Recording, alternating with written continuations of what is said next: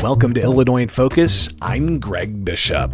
Coming up, we'll review the week's top stories about the ongoing questions surrounding what role Illinois Governor J.B. Pritzker will play in the Harris campaign, and get an update on the security around the Democratic National Convention in Chicago next month. I'll then join the Center Square's Dan McCaleb to further discuss those stories and more. That's ahead with Illinois in Focus. I'm Greg Bishop. They're simple, boring, never thought of until they're needed. They're windshield wipers. Only when Mary Anderson became annoyed that New York trolley drivers were stopping to wipe their windshield by hand did anybody do something about it. By attaching a spring-loaded arm to a rubber blade, one woman made travel easier and safer. Look to innovate and pass it on. From passiton.com. Welcome back to Illinois in Focus. I'm Greg Bishop. Here's some of the top stories from the past week. Questions persist around whether Illinois Governor J.B. Pritzker is or is not being vetted as a possible vice presidential candidate for Kamala Harris. Tuesday, Pritzker told MSNBC that he's not received any vetting materials. Wednesday, he told CNN that he wouldn't share anything from private conversations he's had, and if asked to be the running mate, it would be hard to resist such a call. In front of media Thursday in Chicago, Pritzker continued fielding questions, seeking clarifications of who he's talked to and about what. Yeah, as I said, I'm not going to talk about any conversations that we've had. I haven't talked to the campaign the way you've described. Just spoke with Vice President Harris. The governor then had to clarify that statement. Sorry, I think the question was, had I spoken with him in the last day? Did I get a call? And the answer is no. The governor then went on to say that he doesn't know anyone working in Democratic politics that has not talked to the Harris campaign, that he knows people who work for the campaign and is involved in transmitting the message of the campaign. Meanwhile, Chicago residents will be joined by Democratic delegates, protesters, visitors, and even expected surge of non-citizen migrants next month.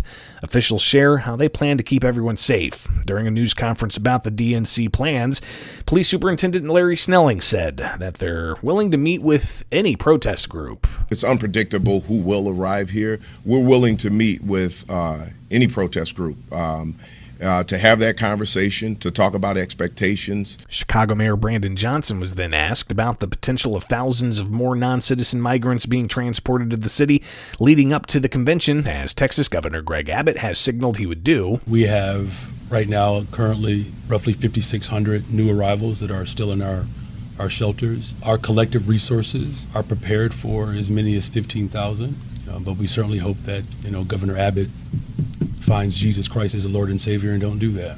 Street closures and heightened security will begin prior to the start of the convention August 19th and run through the convention's closing August 22nd. Those are the top stories from the past week from Illinois. Find more online at thecentersquare.com. Coming up for Illinois in Focus, I'll join the Center Square's Dan McCaleb to further discuss the news. This is Illinois in Focus, a production of America's Talking Network. I'm Greg Bishop. Tired of being in the dark about what happens day to day under the dome in Springfield? Do you want to be more informed in the decision-making process? If so, you need Blue Room Stream, a live and archived video streaming service that provides access to government meetings and events.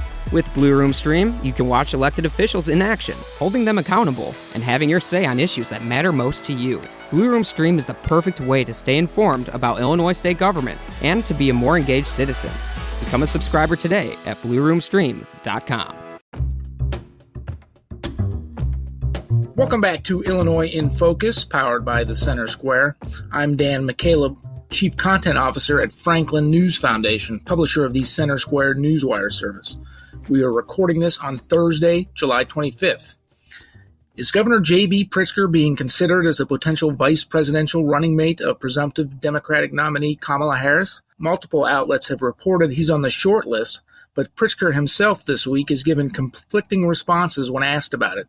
But he worked to clarify his position today. Joining me to discuss this and more is Associate Editor Greg Bishop. Greg, you tell me, is Pritzker in or out on the beep stakes? It's a great question because he's been asked now in three very public ways, and he's had to work to clarify his statements. And even I think some reporters after today, Thursday, still a little unclear as to what exactly the governor has either had conversations about concerning the Veep stakes or if the governor would be interested in being a vice presidential candidate for the Democrat ticket. But the bottom line here is, Dan, that this is uncharted territory that we're experiencing, and looking at the Democrat National Convention heading into next month, we're in for an interesting ride, and a lot of different things could happen even within the next 24 to 48 hours. Yeah, there's been a number of candidates who have been reported as being on vice president and presumptive presidential nominee on the Democrat side, Kamala Harris's short list. They include Pennsylvania's Governor Shapiro, North Carolina's Governor Roy Cooper, U.S. Senator from Arizona, Michigan Governor Gretchen Whitmer. One sort of similar factor in all those is that all of them except for Pritzker and Illinois are swing states. Certainly, Kamala Harris would need to win most of the swing states for her to win the presidency. So it does make sense, in my perspective, for all of the others to be leading candidates. Pritzker, of course, Pritzker is wealthy, a billionaire, so could possibly bring campaign finances to the ticket, but he's going to donate anyway because he has in the past. So I don't know. What are your thoughts? Yeah, and he's said that much, especially to the question of would he be interested in being the VP choice. And he simply kind of refers to saying that he's going to support the party, has supported the party, is out there talking to others and drumming up more support, getting on the campaign trail. But just to kind of, reflect on what we've seen since Sunday, since President Biden announced he was not going to be the Democrats' nominee and endorsed Kamala Harris in a subsequent statement. We had a similar type of line of statements from Governor Pritzker Sunday. He praised Biden for making this decision to not seek reelection, really honed his sight in on being critical of former President Donald Trump, the Republican nominee. And then following up on Monday, Pritzker and a whole bunch of other Democrats from the state fell in and ended up endorsing Kamala Harris for the party's nomination. And then the media rounds started with who's going to be the VP. Pritzker's name on that list, as you mentioned. There's some other governors from other states. They're being asked the same questions. Would you run? I think Gretchen Whitmer even said that she would not be interested in that explicitly. But the governor was on MSNBC's Morning Joe on Tuesday. He was asked point blank, have you received vetting materials? The governor said no. Then he went into that response to, are you interested in it? He simply says he's just out there to support the party and move Harris forward to beat Donald Trump. And then on Wednesday, Dan, he was asked by CNN similar types of questions where he said he has had conversations but isn't willing to discuss those conversations. Today, Thursday, when we're recording this, he's in front of media in Chicago unveiling the security plans for the Democratic National Convention next month. And he said that Harris's campaign did not call him Wednesday. Being explicitly asked that question, he said he's had a number of conversations regularly with the campaign. He wants to promote the Biden-Harris ticket and now the Harris-led ticket. That's what he's going to do, and that's what he's been doing the last few days. He said there have been no private conversations, but he has said directly to the vice president, he said, to do everything in his power to beat Donald Trump and J.D. Vance. But then he was asked follow-up questions, about whether he has spoken to the campaign or if he spoke to VP Harris, because in his response, it kind of threw some of the members of the media for a loop, and the governor had to come back and work to clarify, saying that explicitly he had not spoken with them in the last day. He says that he does have regular conversations, though, with the campaign. But then he was asked if he specifically talked to Harris. And again, he says he's not going to talk about that but instead just to say he reiterated to them that he's going to fight for the party. So again, you can kind of see where the governor's been walking this fine line in these pointed questions, and he's been having to take these questions now, Dan, for more than 2 years as to whether or not he plans on seeking higher office.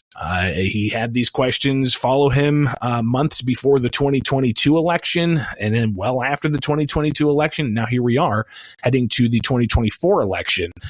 The intrigue in Illinois, obviously, a lot of people are interested. Great. I think it's important to note for listeners' sake that, as we mentioned, we are recording this on Thursday afternoon. We have no idea when Vice President Kamala Harris might announce her running mate.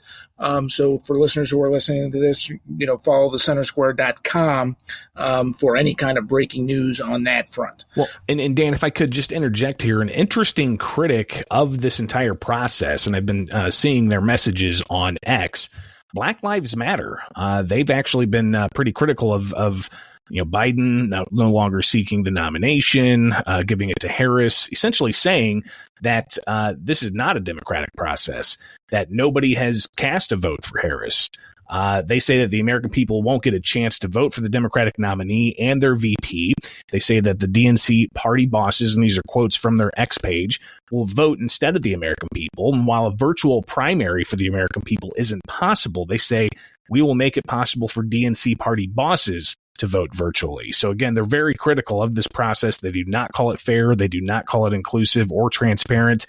So interesting to see how that might translate into other protest groups heading into next month's Democratic National Convention in Chicago, which the Center Square will be on the ground. One more item, Greg, before we get into the DNC in Chicago and security concerns, etc. If Governor Pritzker were to be selected, I think at this point it's a long shot, but it's still open, and they were to win in November. Pritzker, of course, would have to resign his governorship, and we'd have to have a special election next year to replace him. Well, that's a special election for a new governor. I don't think that's in the cards. I think it's more of a line of secession that would kick in. Okay. Now, I'd have to look at the Constitution, and as far as is there a date certain before an election that they have to have a special election, that I'm murky on. But I think a lot of political prognosticators, Dan, are shying away from Pritzker being the nominee because Illinois is already in for Democrats to get those electoral votes for president. And Harris may just be looking for that type of swing state candidate that could bring that swing state into the Democrat side of the ticket. So, there's a lot more to be said about all of this in the days and weeks ahead. We'll know a lot more by the time the Democratic National Convention begins in Chicago in a few weeks. We've been concerned about potentially violent protests at the convention for months, well before the assassination attempt on former President Trump's life and the major security failures there at that rally by the Secret Service. There also were massive protests just this week over the Israeli-Hamas war when Israel Prime Minister Benjamin Netanyahu delivered a speech to the joint session of Congress in Washington, D.C. What's the latest on security for the DNC in Chicago? And they held a hour-plus long news conference today with officials from the Secret Service, from the FBI, from Governor Pritzker was there talking on behalf of the state police and the Department of Transportation. You've got Chicago Police, Cook County sheriffs. You've got even the Office of Emergency Management in Chicago, all on board talking about the security that they have.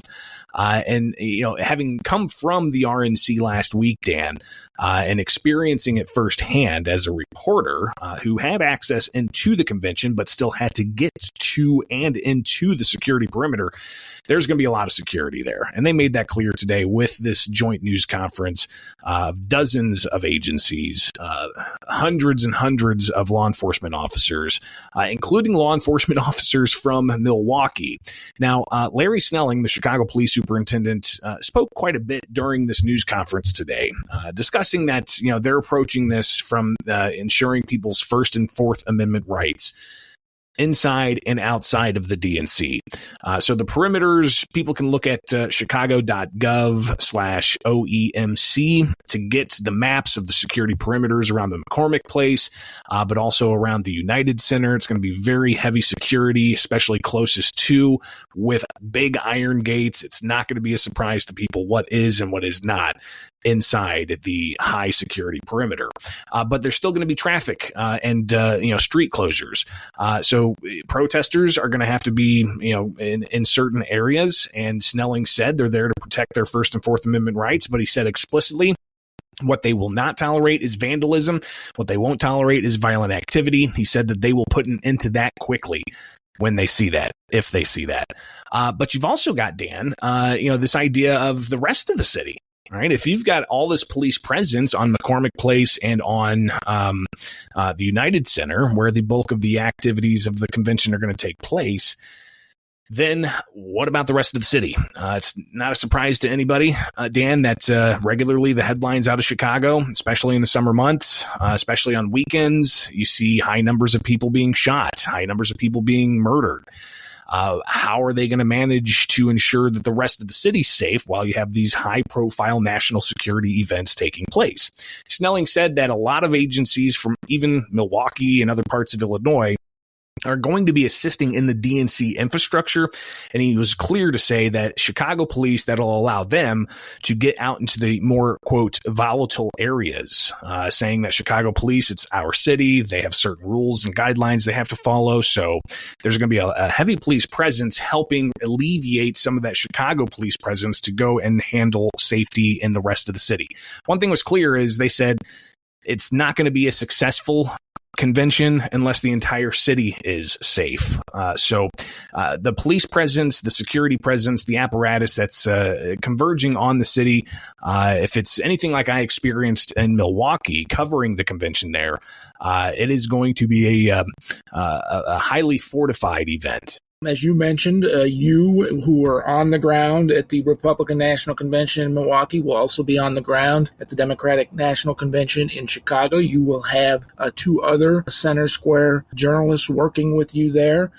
So listeners can keep up with all of that coverage at thecentersquare.com. But moving on, Greg, more news in the prosecution of former House Speaker, longtime former House Speaker, Michael Madigan. This week, his co-defendant in his upcoming trial, which is scheduled to start in October, said he wants to separate himself from Madigan as a defendant and be tried separately. What's going on here? I'm trying to think of a saying about, what good's a friend, but it doesn't seem to be the case here between these two individuals, as they're both charged in the 20 some odd charges against Madigan, in the what federal prosecutors called a decade-long Madigan enterprise, a corrupt enterprise getting favorable jobs and do-nothing jobs in exchange for legislation that helped out one of the state's largest utilities.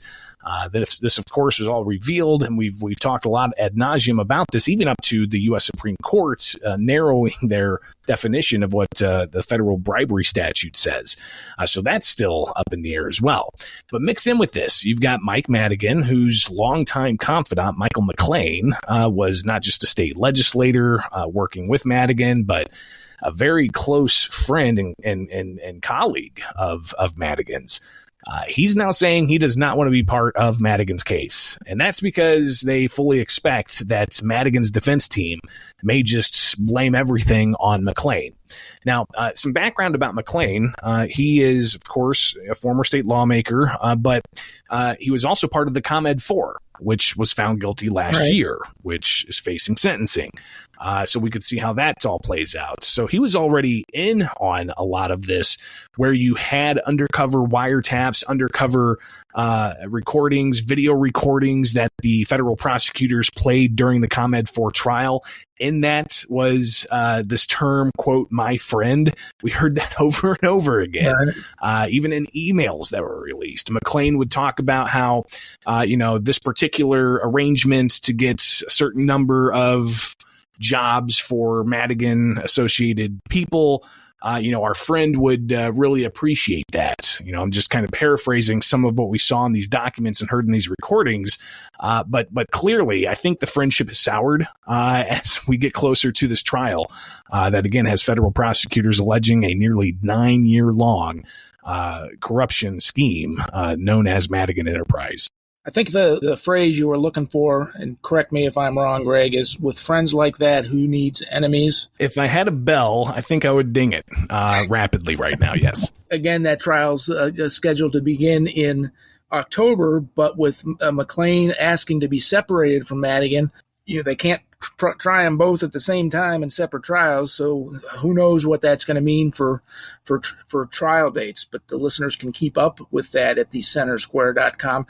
Greg, time for probably one more story, and that has to do with the ongoing migrant crisis in Chicago, which has been going on for well over a year. Tens of thousands of illegal border crossers shipped from the southern border, mostly from Texas, to Chicago and the surrounding areas. Turns out that Chicago city officials didn't plan for what's expected to be a surge in more migrants being bused to Chicago by the end of the summer. What's going on here? Yeah, and this could have fit into the conversation about the Democratic National Convention because Chicago city officials are expecting some kind of surge of non-citizen migrants. And this was discussed earlier this week with a city council committee where the budget director said, yeah, we got Texas Governor Greg Abbott at the RNC last week signaling he's going to be sending more non-citizens. And the city of Chicago has not budgeted for this. Dan, we're talking about the potential for thousands of extra non-citizens that the city is expected to possibly receive from these border areas, which are already inundated. We've heard the stories about the just incredible lack of resources of tens of thousands of people showing up into small communities in a week's time, and just how much that's impacting those communities on the southern border. The process we've seen play out over the past 2+ years has been these border communities sending these non-citizens to so-called sanctuary cities, Chicago being one of those, because the city does not enforce or allow for local law enforcement to enforce federal immigration laws. So thereby it's a sanctuary. So clearly you've got the number of resources that Chicago's already used that Illinois taxpayers, not just Chicago, but Illinois taxpayers, even down to Cairo, Illinois, if you pay taxes in the state of Illinois, you've been subsidizing to a large degree, not just housing and food, but also healthcare and even legal services for these non-citizens to the tune of $1 billion+, if not more, heading into the budget we're currently in. So, hearing the city's budget director say we're not budgeted for the surge that we could get, and even the mayor this afternoon asked about this. Let me just read this quote to you directly. He says, we have right now currently roughly 5,600 new arrivals that are still in our shelters. Our collective resources are prepared for as many as 15,000. But he said, quote, we certainly hope that Governor Abbott finds Jesus Christ as his Lord and Savior and don't do that. End quote. So this is going to be a big issue heading into the convention here in the next month. Yeah, Governor Pritzker and the Chicago Mayor Brandon Johnson, of course, have been, since the crisis started in Chicago, placed full blame for it on Governor Greg Abbott of Texas without criticizing President Biden's border policies. So, we'll see what happens there.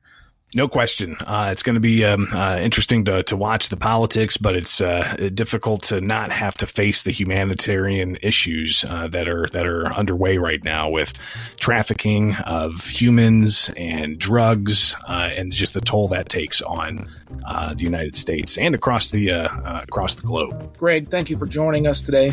Listeners can keep up with all of the stories we talked about and more at thecentersquare.com.